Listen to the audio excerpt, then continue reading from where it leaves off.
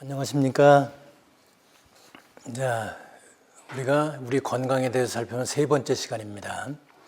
오늘은 대사질환의 원인이 되는 악화된 혈액순환을 개선시킬 수 있는 방법은 그럼 무엇이 있겠는지 이런 얘기를 오늘 해보겠습니다. 보통 우리가 혈액이 이렇게 순환이 잘 안 돼서 생긴 대사질환들 대표적인 게 우리가 뭐가 있어요? 당뇨, 또 고혈압, 그 다음에 사실 우리가 가지고 있는 대부분의 병이 이런 대사질환입니다.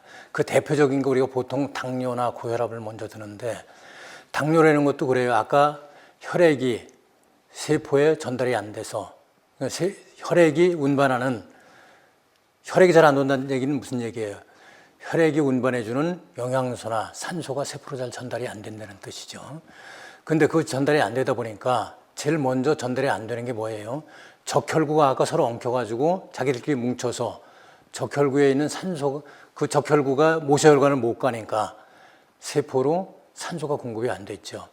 그러다 보면은 포도당은 100개가 갔는데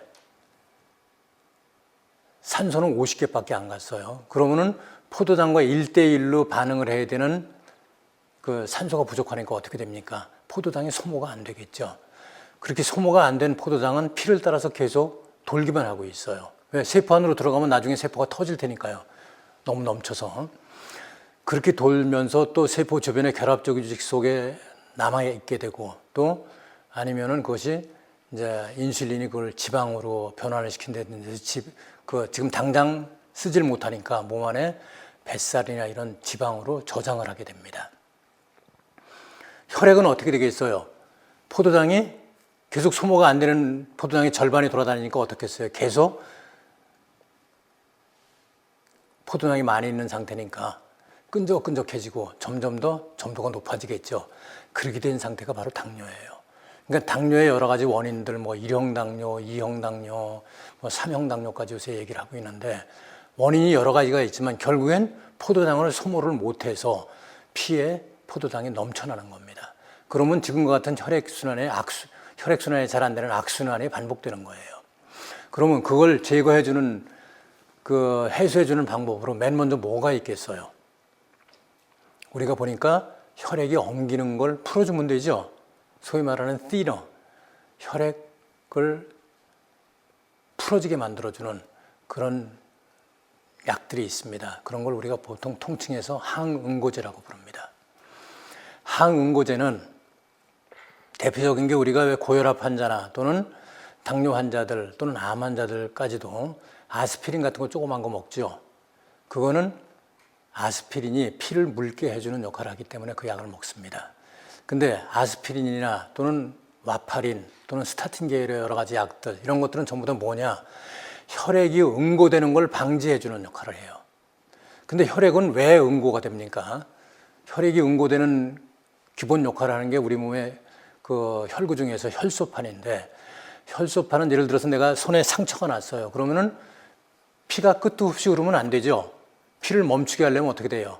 혈액이 딱지가 져야 되겠죠. 그래서 딱지가 져서 막아줘야만 그 다음에 피가 이제 멈추고 안 흐르는데, 이게 외부로 나타나는 상처는 어쩌다 조금씩 있는 거지만 12만 킬로가 되는 내부의 혈관 중에는 수시로 상처가 안 생기겠습니까? 예를 들어서 지금 우리가 고속도로 서울에서 부산 가는 정도가 420km 정도 남짓인데, 그 고속도로도 수십 군데를 항상 보수하고 도로가 고장이 나서 고치고 있어요. 혈액은 12만 킬로가 되는 그 혈관 중에 어디는 고장이 안 나겠어요? 수시로 조금씩 터지기도 하고 상처가 생기고 그러는 거를 항상 그때그때 이런 혈소판이 가서 막아주고, 또 여러 가지 그 피에서의 여러 기전이 있어요. 이 저기를 막아주는 기전이.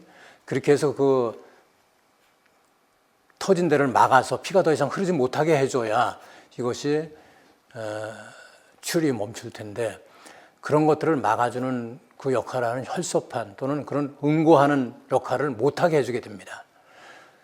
그래서 결과적으로 이런 약들을 먹게 되면은 우리 아스피린이나 고혈압 약 드시는 분들 무슨 수술할 일이 있어서 병원에서 진단을 받으면 그래요. 지금 바로 수술을 못하고 한 일주일 이상 약을 끊고 오라고 그래요.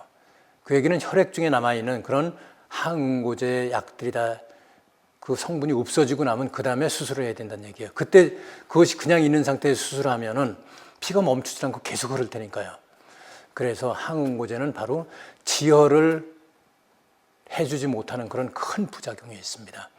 우리 몸에서 피가 흐르는 걸 멈추지 못하면은 굉장히 심각한 문제가 발생할 수 있어요. 근데 피가 막혀서 뇌출혈이 뇌경색이 생긴다든지 또는 심장마비가 생기는 일이 그런 급한 일이 생기면 어떻게 되겠어요? 그래도 피를 묽게 해줘야 되겠죠. 그런 응급 상황에서는 그런 것을 쓰는 것이 마땅하지만 상시로 이런 약을 쓰고 있다는 것은 몸에 굉장한 위험 요소를 가지고 있는 겁니다. 그래서 2018년도에 미국 심장학회 AHA라고 미국의 심장학회에서 발표한 한 10가지 정도 권고사항이 있었는데 그중에 네 번째 항목에 보면은 이런 항응고제를 일반적으로 더 이상 쓰지 말자는 권고사항이 있어요. 그 근거가 되는 서류들을 보니까 한 10만 명 정도의 그 항응고제를 사용하는 환자들을 한 10년간 추적을 해봤어요. 그랬더니 그 피를 묽게 만들어서 피가 잘 흐르게 함으로써 심장마비라든지 뇌경색을 막아서 목숨을 살린 사람이 한 명이라면은 뇌출혈, 즉 뇌출혈이나 장출혈 같은 걸 유발해서 목숨을 잃게 만든 경우가 3명이 있었다고 그래요. 그러니까 한 명을 살리고 3명을 죽였다는 뜻이니까 그건 약이라고 얘기할 수가 없습니다. 그래서 미국 심장학회에서는 이제 적극적으로 이거를 응급 환자 외에는 사용하지 못하도록 해서 지금 미국은 거의 처방을 중지한 상태입니다.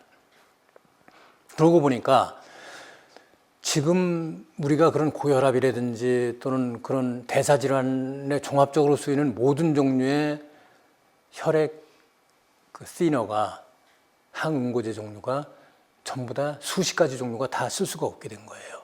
그러고 나면 약이 없습니다. 약으로서는 그걸 활용할 수 있는 약이 없어졌어요. 근데 다행스럽게도 서양에서 요새 많이 연구하고 있는 파동의학이라는 분야에서 새로운 해결책을 찾고 있습니다. 이 파동의학은 미국의 그 하버드 대학 같은 데도 광의학과 그런 데가 생겨 있다고 들었는데 서양에서 많이 연구를 하고 있는 특별히 파동에너지라는 건 빛이나 음파 같은 그런 보이지 않는 파동에너지를 얘기하죠. 대표적인 것이 빛을 얘기합니다.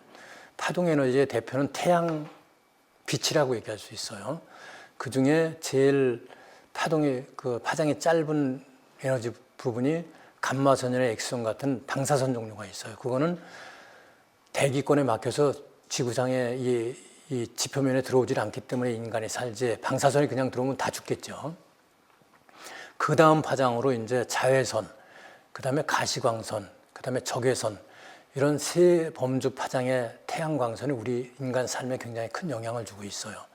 그 밑으로 더 짧은 파장의 태양광선을 우리가 전자파라고 그래서 보통 마이크로웨이브 또는 라디오 프리퀀시 그래서 더 짧은 파장 쪽에 속하죠.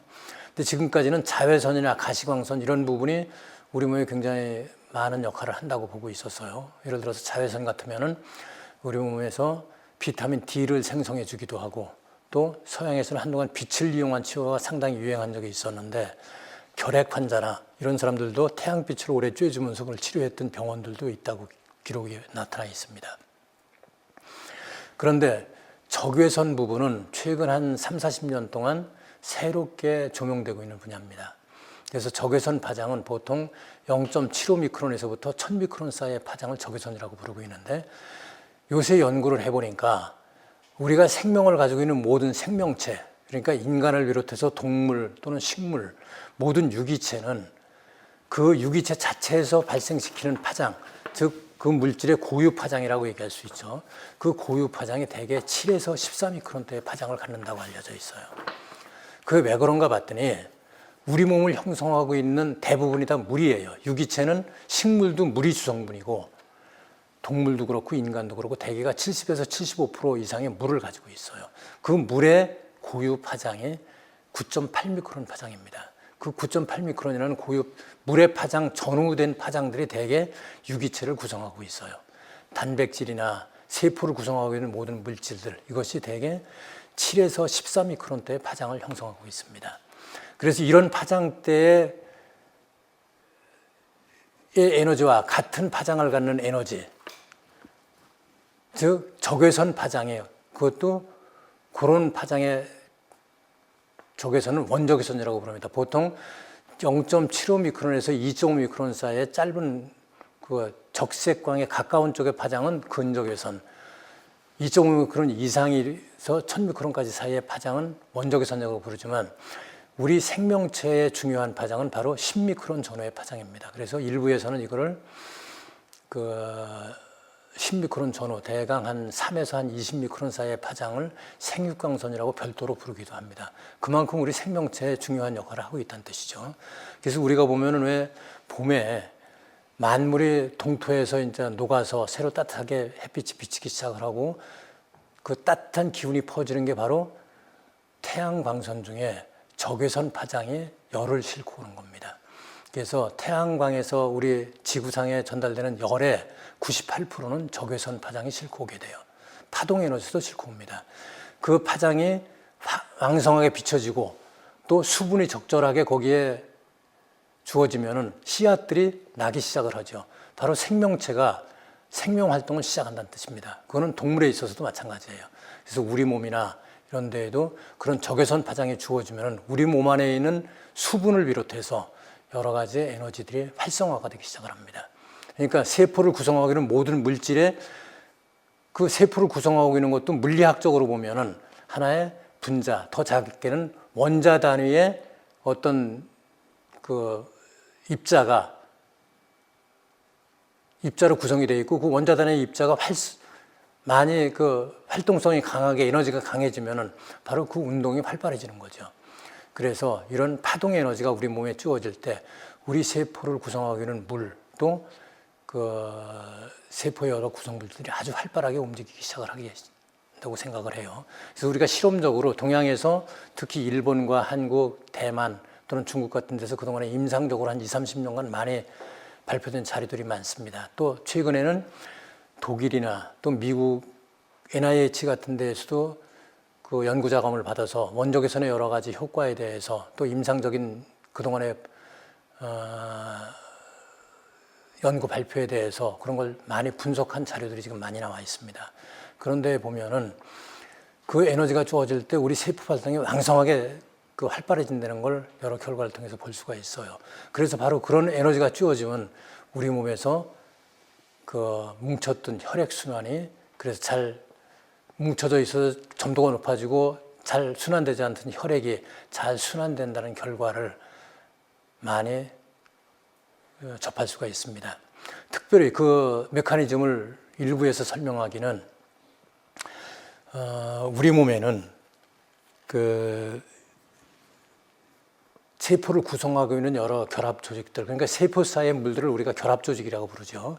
이 결합 조직은 보통 이거에 대한 연구가 물리학적이나 화학적인 연구는 사실 그렇게 옛날에는 활발하지 못했어요. 그런데 1960년, 67년인가요? 그 체르노빌 원자력 발전소가 폭발하면서 그때 그 암에 걸리는 환자들과 그렇지 않은 환자들에 대한 비교 연구를 통해서 1997년에 물에 대한 여러 가지 많은 연구 결과를 가지고 노벨 화학상이 나왔습니다.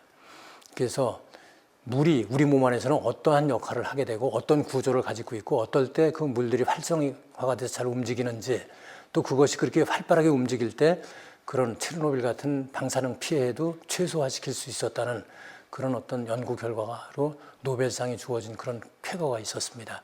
그런 결과들을 보면은 우리 몸 안에는 그 물이 두 가지 종류가 있다는 걸 알 수가 있어요. 하나는 혈액이나 땀과 같이 잘 흐르는 그런 물들이 있고 또 하나는 결합조직 사이를 이루고 있는 세포액이나 또는 결합조직, 세포 간질액 같은 그런 물들은 흐르질 않는다고 우리가 알고 있어요. 쉽게 얘기하면은 우리가 소고기 한 근을 생고기를 갖다 놓으면은 거기에 물이 75%가 똑같이 있어요. 그런데도 그 고기 덩어리에서 물이 흘러나오질 않죠. 원래는 일반 물처럼 생각하면 그 물이 흘러나와야 됩니다. 근데 흘러나오질 않아요. 그런 것들이 소위 말하는 구조화된 물, 그래서 우리 몸의 결합 조직을 이루고 있는 물들이라고 보고 있습니다. 근데 그렇게 구조화를 이루는 것은 일반 물은 물이 보통 한 10대 개에서 한 100여 개까지 그런 여러 개의 물이 수소결합이라고 이루는 특수한 구조를 가지고 서로 결합을 이루고 있어요. 아주 약한 결합입니다만은 그것도 일종의 화학적인 성질을 갖는 결합이기 때문에 물끼리 이렇게 붙어 있어요. 근데 보통 물에서는 이것이 이쪽 구조에 붙어 있다, 저쪽 구조로 붙어갔다 해서 그런 걸 클러스터라고 부르는데, 클러스터가 이렇게 큰 형태로 되어 있습니다. 그러나 몸 안에 결합 조직으로 있는 그 물들은 대개 6개의 물 분자가 하나의 구조를 이루고 있다고 생각해요. 클러스터를 이루고 있다고 보는데, 그 클러스터가 단층으로 되어 있는 것이 아니라 여러 층으로 겹쳐져 있으면서 이런 걸 구조화된 물을 이루는 구조라고 보고 있습니다. 그렇기 때문에 그런 물들은 계란 흰자처럼 흐르지 않고 젤 같은 성격을 가지고 있어요. 근데 우리가 흡수하는 물들은 바로 그런 흐르는 물이거나 또는 흐르지 않은 물의 형태로 이루어지는 그런 구조화되는 그런 과정을 잘 거쳐야 우리 몸에서 생화학적으로 잘 활용이 될 수가 있습니다. 그런 것들은 물 자체가 에너지를 충분히 가지고 있을 때 이루어집니다. 그 물의 에너지를 제대로 잘 공급할 수 있는 그런 것도 바로 이런 파동 에너지라고 우리가 알려져 있어요. 그래서 이 파동 에너지를 외부에서 우리가 10미크론 전후에 아까 얘기했던 7에서 14미크론 범주가 되는 그런 파동 에너지를 우리 몸에 쬐어주게 되면은 우리 몸에서 그런 물들의 구조화가 잘 이루어지면서, 또 한 가지 화학에서 새로운 이론으로 이제2워터라는 새로운 이론이 있습니다. 모든 물은 다른 물체와 만날 때 서로 음전하를 띠게 됩니다. 그러면서 그 물체도 음전하를 띠고 이 물도 음전하를 띠면서 서로 밀어내는 성질을 가지게 돼요. 그런 에너지가, 물의 에너지가 커질수록 그러한 이제트존, 소위 말하는 베타 영역이 더 점점 확대가 됩니다. 베타 영역이 확대가 된다는 것은 물과 물체 사이를 전부 다 띄워놓게 된다는 뜻이에요. 바로 그러한 원리로 해서 우리가 혈전이 형성돼서 떡이 져 있던 그런 혈전들이, 그런 혈구 사이가 다 이런 에너지가 충전된 에너지가 많아진 물들이 그걸 다 따로따로 띄워놓게 됩니다. 그래서 우리가 원적외선의 치료기의 조사를 빛을 받게 되면은 우리 몸 안에서 혈액들이, 그렇게 혈전을 이루는 혈액들이 한 몇 분 사이에 쭉 풀어져서 바로 혈액의 혈류량이 많아지고 바로 그 조직 사이 침투가 잘 되는 것을 알 수가 있습니다. 그래서 연구에 따르면은 우리가 원적외선 치료기 또는 사우나 이런 속에 들어가 있으면 우리 몸의 모든 그런 물 분자가 활성화되고, 따라서 세포가 활성화되고, 따라서 혈액의 순환이 잘 되고, 그러면서 세포의 기능들이 살아나기 시작하면서 혈당도 뚝 떨어지게 되고 혈압도 쭉 내려가고, 그 치료를 받고 있는 동안, 그런 조사를 받고 있는 동안 그런 현상들이 바로 일어나게 됩니다. 그런데 안타까운 것은 그런 치료를 받고 있는 동안엔 그런 효과가 바로 측정이 가능하고 그 몸도 상태가 좋아지는 걸 느낄 수가 있어요. 그런데 그 치료기에서 나오게 되면은 그 치료를 이제 우리가 24시간 받고 있을 수는 없으니까 1시간이든 2시간이든 그런 치료를 받고 나오면은 대개 2시간 이내에 그런 효과가 소멸돼 간다는 겁니다. 연구에 따르면은 8시간까지 그런 효과가 지속된다고 그러는데, 활성적인 효과는 2시간 이내에 소멸된다고 봐서 몸에 느끼는 바는 거의 없어진다는 뜻이에요. 그러다 보니까 몸이 좋아지다 말고 그런 현상으로 귀결이 돼요. 그러나 어떻게 됐든 그런 원적외선을 통해서 우리 몸이 그런 혈전을 풀어주고 몸의 혈액순환을 도와줄 수 있다는 좋은 어떤 그런 방법이 개발된 것입니다. 그래서 심지어는 요 근간에 일부 보고에 따르면은 독일 같은 나라에서는 이런 걸 실험 중에 있는 병원들이 많이 있는 것 같아요. 그래서 항암 치료를 받으러 들어가는 환자들이 원적외선 치료를 약 한 30분 정도 이렇게 받고 들어가면은 항암 효과가 그렇지 않은 경우에 비해서 한 20, 30%도 좋아진다는 그런 보고도 많이 나와 있다고 들었습니다. 그래서 그런 것들이 암 치료에도 활용되는 어떤 임상적인 실험들을 많이 하고 있는 걸로 보고가 되어 있습니다. 네, 그래서 오늘은 우리가 원적 개선이 바로 우리 혈액을 다시 풀어지게 해서 잘 돌게 만들 수 있는 그런 새로운 방법이라는 것을 우리가 확인했다는 이런 좋은 소식과 함께 좀 더 구체적인 방법으로 어떻게 활용할 수 있는지는 다음 시간에 좀 더 구체적으로 알아보도록 하겠습니다. 감사합니다.